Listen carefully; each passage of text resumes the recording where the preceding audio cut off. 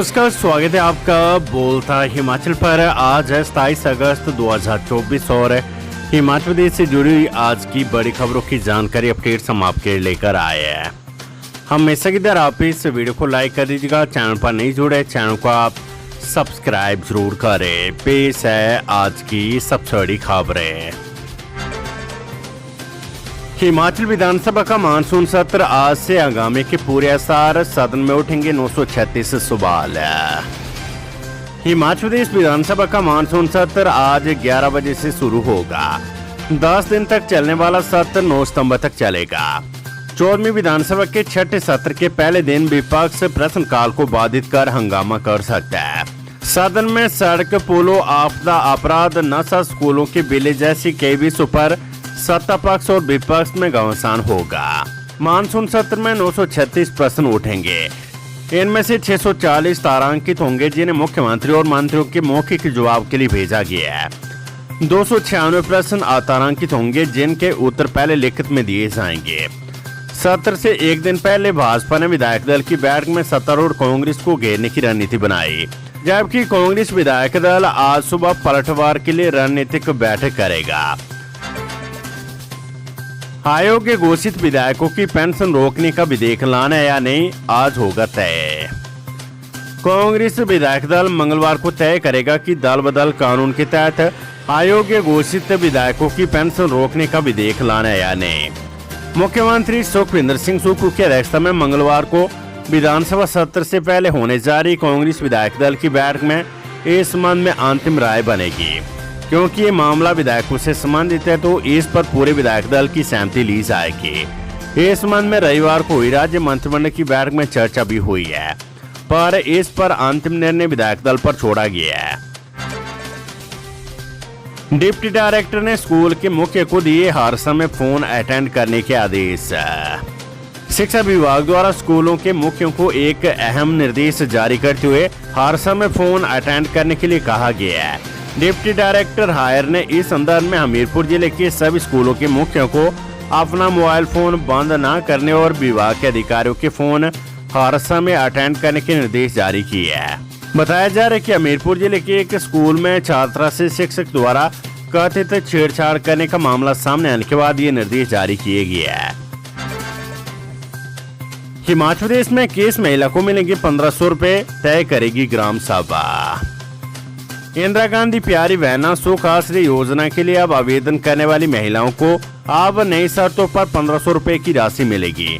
तहसील कल्याण अधिकारी को मिले आवेदनों की छांटनी अब पंचायतों की ग्राम सभा में होगी और पात्रता पंचायत सचिव वेरीफाई करेंगे। इस योजना को लागू करने वाले विभाग ई सोमसा ने तर्क दिया है कि पार्टिसिपेटरी डेमोक्रेसी के लिए बदलाव किया गया है। इस योजना के लिए सामाजिक न्याय एवं अधिकारिता विभाग के सचिव आशीष सिंह ने नया स्टैंडर्ड ऑपरेटिंग प्रोसीजर यानी SOP जारी किया है। शर्तों के मुताबिक आप पंचायतों की ग्राम सभा में तय होगा कि किन महिलाओं को 1500 रुपए की राशि मिलनी है। महिलाओं के आवेदन की छानबीन पंचायत सचिव करेंगे। योजना को प्रभावी ढंग से लागू करने के लिए नए मानक तय किए गए हैं। हिमाचल विधानसभा में उठेगा बिजली सब्सिडी का मुद्दा। हिमाचल प्रदेश सरकार बिजली उपभोक्ताओं को कितनी सब्सिडी दे रही है और भविष्य के लिए सरकार ने क्या फैसला लिया है, इस पर विधानसभा में हंगामा होगा।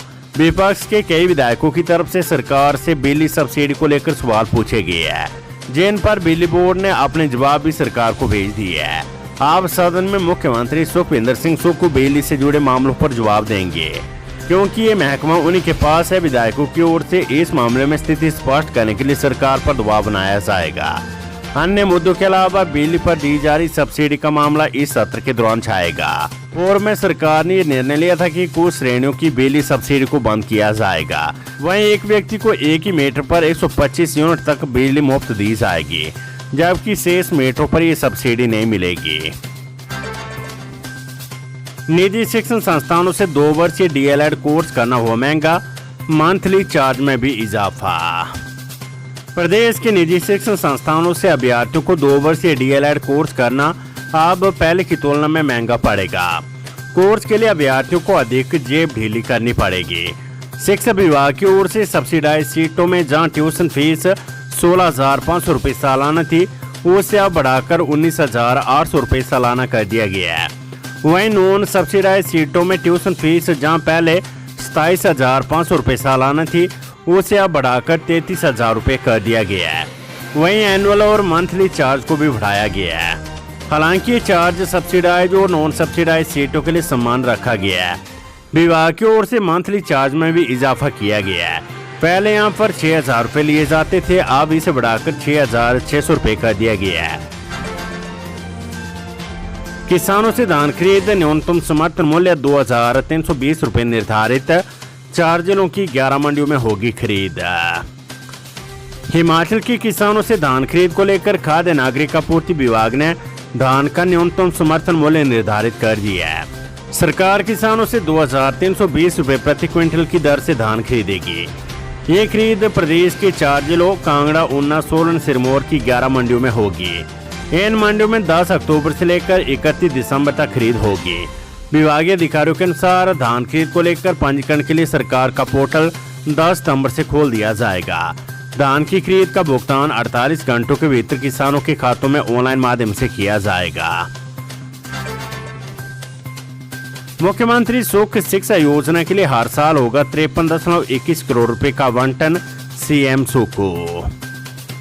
प्रदेश सरकार ने मुख्यमंत्री सुख शिक्षा योजना शुरू की है। इस योजना का मुख्य उद्देश्य विधवा, बेसहारा, तलाकशुदा महिलाओं और दिव्यांग माता पिता और उनके बच्चों की शिक्षा और कल्याण के लिए वित्तीय सहायता प्रदान करना है। मुख्यमंत्री ठाकुर सुखविंदर सिंह सुक्खू ने कहा है कि प्रदेश सरकार इस योजना के लिए सालाना 53.21 करोड़ रुपए की धनराशि आवंटित करेगी। योजना का मुख्य उद्देश्य 2 विशिष्ट आयु समूह को सहायता प्रदान करना है। इस योजना के अंतर्गत पात्र महिलाओं और दिव्यांग माता पिता को 18 वर्ष से कम आयु के बच्चों की शिक्षा, स्वास्थ्य और पोषण संबंधी खर्चों को पूरा करने के लिए 1,000 रुपए का मासिक अनुदान प्रदान किया जाएगा। इसके अतिरिक्त स्नातक, स्नातकोत्तर, डिप्लोमा या व्यावसायिक पाठ्यक्रमों में प्रवेश पाने वाले बच्चों को ट्यूशन और छात्रावास का खर्च वहन करने के लिए भी सरकार वित्तीय सहायता प्रदान करेगी। कम यात्रियों वाले रूटों पर चलेगी एचआरटीसी की टेम्पो ट्रैवलर, 24 ट्रैवलर खरीदने के लिए टेंडर प्रक्रिया शुरू। हिमाचल प्रदेश में कम यात्रियों एवं घाटे में चल रहे बस रूटों की जगह अब निगम की टेम्पो ट्रैवलर दौड़ेगी। इसके लिए प्रदेश सरकार और हिमाचल पथ परिवहन निगम ने टेम्पो ट्रैवलर की खरीद के लिए टेंडर प्रक्रिया को शुरू कर दिया है। ऐसे में जल्द ही प्रदेश के घाटे वाले रूटों में टेम्पो ट्रैवलर दौड़ने की उम्मीद है और लोगों को भी इससे काफी फायदा पहुंचेगा। निगम के अनुसार प्रदेश में कई ऐसे रूट है जहां यात्री कम होते हैं, लेकिन निगम को बड़ी बस भेजनी पड़ती है। नतीजा ये निकल रहा है कि निगम के ऐसे रूट घाटे में चल रहे हैं, परंतु निगम को लोगों की समस्या को देखते हुए इन रूटों को चलाए रखना पड़ रहा है। हालांकि कई रूटों को बंद भी करना पड़ रहा है। ऐसी स्थिति में निगम और जनता के लिए टेम्पो ट्रैवलर खरीदने और रूटों पर चलाने के ये फैसला भरोसेमंद साबित होगा। बहरहाल निगम ने पहले दौर में 24 टेम्पो ट्रैवलर खरीदने के लिए टेंडर प्रक्रिया शुरू कर दी है। अगस्त अंत और सितंबर प्रथम सप्ताह में टेंडर प्रक्रिया पूरी होने की उम्मीद जताई जा रही है। मानसून सत्र से पहले बुलाई सर्वदलीय बैठक में विपक्ष नहीं हुआ शामिल। हिमाचल प्रदेश विधानसभा का मानसून सत्र आज से शुरू होने जा रहा है। ये सत्र 9 सितंबर तक चलेगा। इसी बीच सोमवार को 12:15 बजे विधानसभा स्पीकर ने सर्वदलीय बैठक बुलाई थी, लेकिन इस बैठक में विपक्ष का कोई भी नेता नहीं पहुंचा। इस बार मानसून सत्र में 936 सवाल पूछे जाएंगे। विधानसभा सचिवालय प्रशासन को 640 तारांकित और 296 अतारांकित सवाल मिल चुके हैं। विधानसभा स्पीकर कुलदीप सिंह फटाने ने बताया कि फोन पर बात हुई तो जयराम ठाकुर ने खुद को आश्वस्त बताया। उन्होंने कहा कि वे शायद भाजपा विधायक दल की बैठक में भी शामिल ना हो पाए। वहीं चीफ व्हिप के रूप में दूसरे सदस्य सुखराम चौधरी हरियाणा में हैं।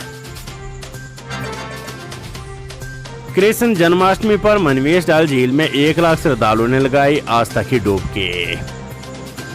श्री मणिमेश यात्रा के कृष्ण जन्माष्टमी की छोटे स्नान के लिए लगभग 1 लाख से अधिक लोग मणिमेश डल झील पहुंचे। भारी बारिश व कड़ाके की ठंड के बाद भी श्रद्धालुओं की आस्था में कोई कमी नहीं आई है।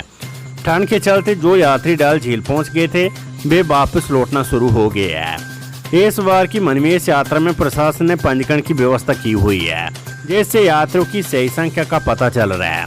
एडीएम बरमोर कुलवीर सिंह राणा ने बताया कि बेशक अब इसे यात्रा हुई है और लोगों का निरंतर आवागमन जारी है, लेकिन जन्माष्टमी के पर्व पर सोमवार तक लगभग 1 लाख से अधिक यात्री मनमेज पहुंचे हैं। उन्होंने कहा है कि अब 11 सितंबर तक यात्रा चलेगी।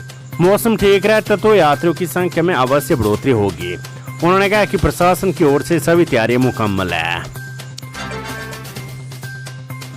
Weather update. हिमाचल प्रदेश में अगले 48 घंटों के लिए येलो अलर्ट जारी। मौसम विभाग ने आगामी 48 घंटे के लिए येलो अलर्ट जारी की है। इस दौरान प्रदेश के अलग अलग हिस्सों में बारिश से बहुत भारी बारिश होने की संभावना है।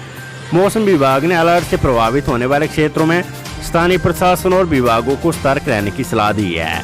मौसम विभाग के अनुसार बारिश की वजह से भूस्खलन की घटनाएं हो सकती है। ऐसे क्षेत्र में सड़कें बाधित रह सकती है। जेईई और नीट की फ्री कोचिंग के लिए इस बार ऑफलाइन होगा टेस्ट। 28 अगस्त तक छात्र कर सकेंगे रजिस्ट्रेशन। जेईई और नीट की फ्री कोचिंग के लिए इस बार ऑफलाइन टेस्ट लिया जाएगा।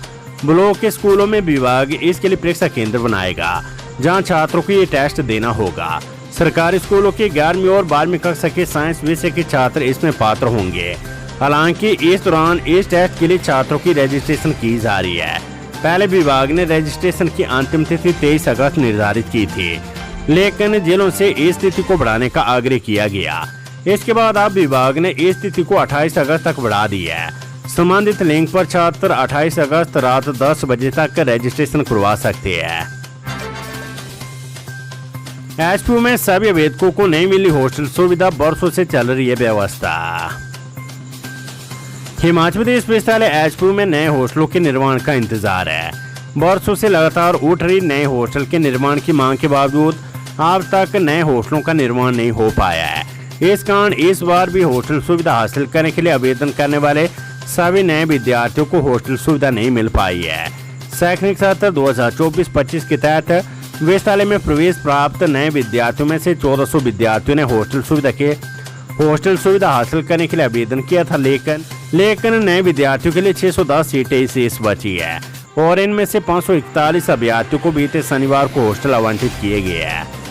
इसके अलावा शेष सीटें अभी आरक्षित रखी गई और प्रवेश प्रक्रिया पूरी होने के बाद मेरिट के आधार पर इसे आवंटित किया जाएगा।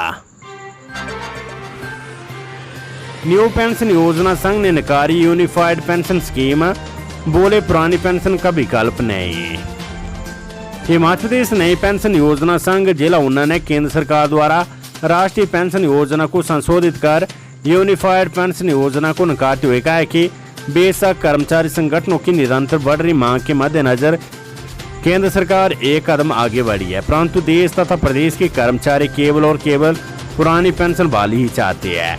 यहाँ जारी बयान में कहा है कि वर्तमान समय में जब नौकरी 35 से 40 वर्ष की आयु तक की मिलती है, उस हालात में 25 वर्ष का सेवा काल बहुत कम कर्मचारी पूरा कर पाएंगे।